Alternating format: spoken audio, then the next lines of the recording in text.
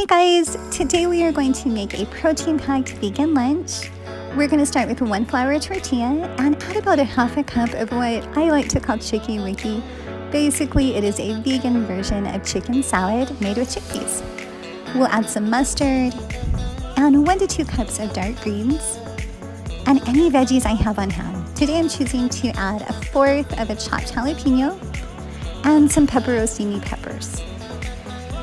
Any seasonings are great. A garlic salt would be wonderful here, or a dill. Today I'm just going to add black pepper. Rotating the tortilla, I'm then going to close it up, being sure to seal in all those yummy veggies. And I like to cut my wraps at an angle. Here I will add 2 pickle spears, a marinated garlic clove,